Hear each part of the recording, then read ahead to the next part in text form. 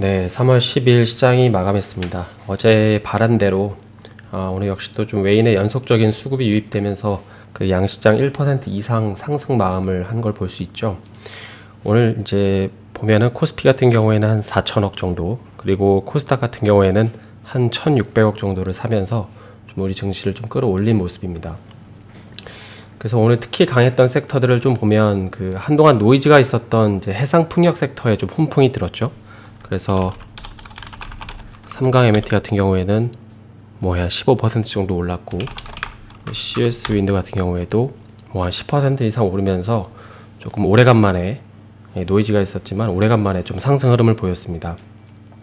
사실 그동안 좀 보면 이제 그 해상풍력 섹터 같은 경우에는 딱히 악재는 없었는데, 그동안 사실 뭐 해상풍력 섹터 같은 경우에는 딱히 뭐 이렇게 악재는 없었는데, 뭐 다만 이제 큰 손인 중국이 이제 올해 투자 규모를 줄이겠다고 하면서 전체적으로 이거 올해는 먹을 구간이 좀 부족한 거 아니냐, 적어지는 거 아니냐, 이런 견해가 있었는데, 이제 어제 그 바이든이 해상풍력 사업을 다시금 추진한다는 소식 때문에 방금 살펴본 이제 삼강 M&T나 CS 윈드의 주가가 계속 하락을 여태까지 했었지만, 어쨌든 당장 미국에서 좋은 소식이 들려오면서 일단은 좀 불씨가 살아난 모습이죠. 그리고 또 장중에 보면 이제 구글의 자회사인 이 웨이모가 이 자율주행차, 그러니까 웨이모의 자율주행차가 사람보다 우수하다는 기사가 나오면서 만도를 필두로, 오늘 8%나 올랐는데, 만도를 필두로 좀 자율주행 섹터 역시도 좋은 흐름을 보였습니다. 그리고 마지막으로 이제 올랐던 테마들을 좀 다시 보면, 뭐 아기상어 제작사, 그리고 마켓컬리처럼 이제 이런 기업들이 이제 쿠팡처럼 나스닥에 상장하는 게 아니냐는 기대감 때문에 뭐 삼성출판사랑 뭐 지어소프트 같은 기업들도 좀 급등하는 모습도 볼 수 있었습니다. 그 오늘 시장을 좀 모니터링 해보셨다면 가장 많이 본 뉴스는 이거였을 것 같은데요. 네, 어제도 일부 이제 말씀을 드렸지만 쿠팡이 이제 그 상장을 했는데 예상된 그 공모가보다 훨씬 더 높게 상승을 했죠. 그래서 시총이 이제 100조 원에 이르렀다는 것입니다. 그동안 사실 보면 뭐 쿠팡의 기업 가치가 55조 원을 넘느냐 마느냐, 뭐 고평가냐 아니냐, 이런 갑론을박이 좀 많았지만 어쨌든 상장하고 나서 보니까 시가총액이 100조 원이 됐습니다. 사실 국내 기업이 이 정도면 어마어마한 거잖아요. 그 잠깐 이번에 상장한 쿠팡이 얼마나 대단한지 국내 상위 이제 상장사들과 좀 비교를 해보면 이게 액수를 좀 더 실감할 수 있을 것 같은데요. 네, 여기 네이버를 좀 가지고 왔는데, 네이버의 이제 시가총액, 뭐 오늘 이제 조금 오르긴 했지만은 시가총액만 보더라도 이제 61조 원이죠. 그리고 그 위로 올라가서 뭐 LG화학 같은 경우에도 네, 한 67조, 그리고 시총이 2인 하이닉스 같은 경우에는 99조, 그러니까 100조 원입니다. 특히 여기 하이닉스 같은 경우에는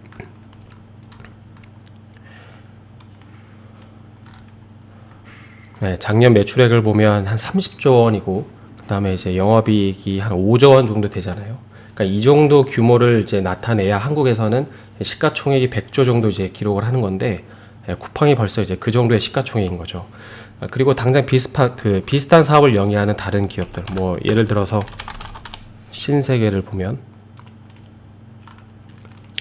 뭐 신세계도 한 3조, 그리고 최근에 많이 언급되고 있는 이마트만 보더라도 시가총액이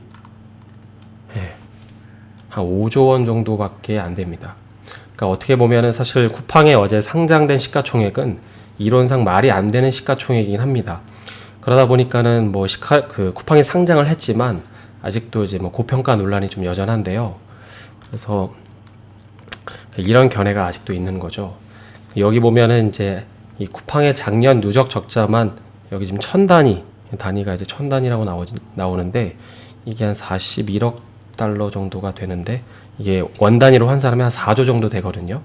근데 이 적자 폭이 뭐 올해 갑자기 없어지는 게 아니고, 그리고 뭐 내년에 갑자기 없어지는 것도 아니고, 현재도 이 계속 적자 폭은 누적이 되고 있습니다.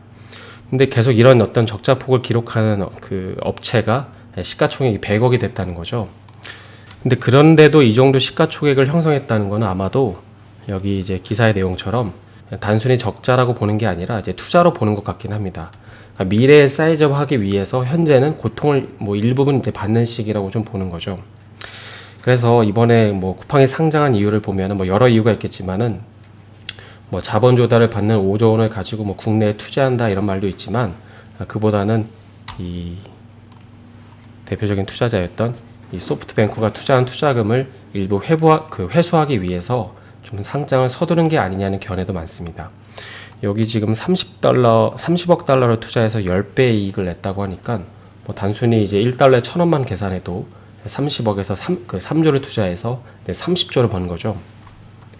그리고 특히 그 작년에 보면 또 코로나 때문에 쿠팡의 실적이 워낙 좋았잖아요. 그래서 비싸게 상장할 수 있는 절호의 기회라고도 판단했을 수 있습니다. 그러면 쿠팡은 왜 이렇게 높은 평가를 받을 수 있었을까? 이제 이런 질문이 좀 생길 수 있죠. 사실 그동안 쿠팡은 뭐 이렇게 비상장 기업이다 보니까는 매출액이나 영업이익이 자세하게 오픈되지는 않았었는데, 근데 이번에 이제 미국의 상장을 추진하면서 공개된 걸 보니까 작년 매출이 이제 13.3조까지 늘어났습니다. 그래서 여기 도표가 좀 잘 안 보이실 수도 있는데 매 분기, 그러니까 이 파란색이 2020년 이제 1분기, 2분기, 3분기, 4분기인데 이 매 분기별 실적만 보더라도 이 평균적으로 90% 이상의 성장률을 기록했습니다. 물론 이제 아직까지는 적자이긴 하지만 이 1분기에서 2분기로 넘어가는 시점 90%뭐 이런 식으로 계속 이제 성장을 한 거죠.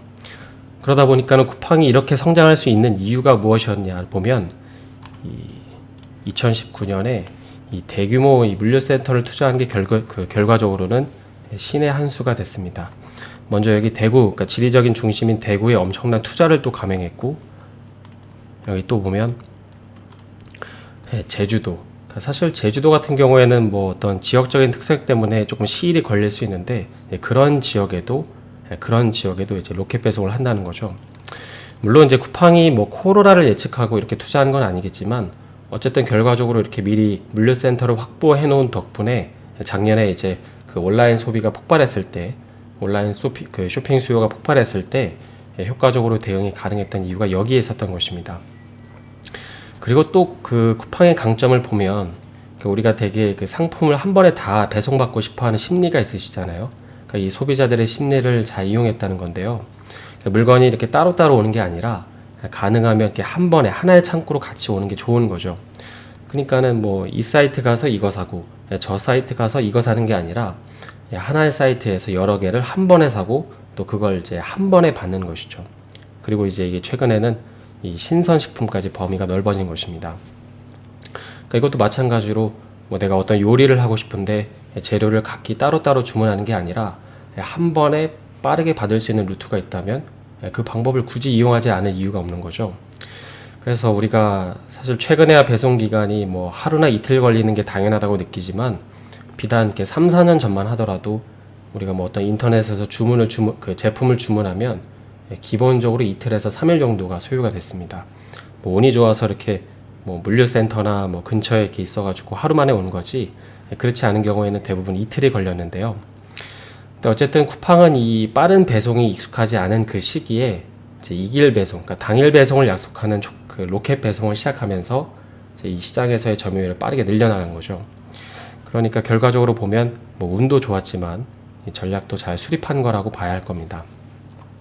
그래서 여기까지가 쿠팡을 좀 좋게 보는 긍정적인 뷰인데, 반면에 좀 쿠팡을 부정적으로 보는 뷰는 크게 두 가지가 있더라고요. 하나는 이제 이 대한민국 소비 시장은 5천만 명이잖아요. 이 5천만이라는 작은 소비 시장에서, 그것도 우리가 최근에 영상에서 언급했지만 뭐 이마트나 네이버 같은 이런 어떤 경쟁자들하고 치열하게 싸우는 상황에서 뭐 작년은 그렇다 치더라도 과연 이제 내년부터 올해부터 뭐 작년까지는 그렇다 치더라도 이제부터 당장 올해나 내년부터 이 점유율을 이제 드라마틱하게 올릴 수 있느냐, 늘리는 게 가능한지에 대한 물음표가 있는 겁니다.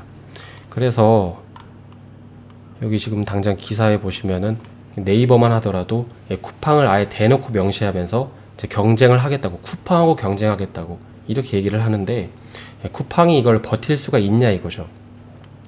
그리고 쿠팡을 또 안 좋게 보는 이 뷰 중에 하나는 이 아이러니하게도 쿠팡 이츠가 있는데요. 쿠팡 이츠의 장점은 뭐 경험해 보신 분들은 아시겠지만은 이 배송 속도가 굉장히 빠르다는 건데요. 그 이유는 이 한 번에 한 집만 배송을 하기 때문입니다. 당장 뭐 이렇게 경쟁업체인 배달의 민족이나 요기요 같은 경우만 하더라도 이제 한 명의 배달원이 뭐 여러 개의 음식을 포장해서 뭐 이 집 저 집 이렇게 배달을 하잖아요. 그러다 보니까는 뒤늦게 받는 이 배송받는 고객일수록 음식을 받는 속도도 느리고 또 음식의 신선도 역시도 떨어진다는 단점이 있습니다. 그래서 이제 이걸 파고든 게 쿠팡이츠인데, 실제로 후기 같은 걸 보면 뭐 인스턴트 같은 음식들은 진짜 15분 만에 온다고도 하죠. 대신에 그만큼 이제 쿠팡은 이 배달원한테 지급해야 하는 수수료가 높잖아요. 그래서 쿠팡이 계속 적자 폭이 늘어나는 이유가 이제 여기에 있는 거죠. 그러니까는 이 서비스를 계속 할 거면 어쩔 수 없이 이제 임금은 늘어나야 되니까 이게 재무가 개선이 될 수 있느냐, 이런 어떤 물음표가 계속 생기는 것입니다. 그래서 뭐 어찌됐든 뭐 이런 뷰도 있고 저런 뷰도 있지만, 그럼에도 어제 상장은 크게 의미가 있다고 생각을 합니다. 이번 한 주간 사실 시장을 보면 굉장히 피로도가 높은 시장이었잖아요. 큰 이벤트도 있었고, 그래서 아마 머리가 많이 아프신 분들이 계실 것 같은데요. 비단 뭐 어제 오늘 시장이 참 좋았지만 다음 주에 아직 그 중요한 이벤트가 하나 있는 만큼 뭐 아직까지는 이렇게 긴장을 풀고 좀 낙관을 놀아기는 좀 이르다고 생각하긴 합니다. 그래서 뭐 주말에 이것저것 더 찾아보시는 분들도 있으실 것 같긴 한데, 근데 이제 그보다는 좀 주말에는 계속 강조드리는 것처럼 뉴스랑은 좀 거리를 두면서 다음 주를 위해서 조금은 이제 이 재충전을 위한 시간을 갖는 게 좋지 않나, 이런 생각도 좀 말씀드리고 싶긴 합니다. 그래서 오늘은 국내 주식의 하나의 이정표가 된 이 쿠팡 상장에 대해서 간단히 살펴봤는데요. 오늘 영상이 도움이 되셨다면 좋아요와 구독 부탁드립니다.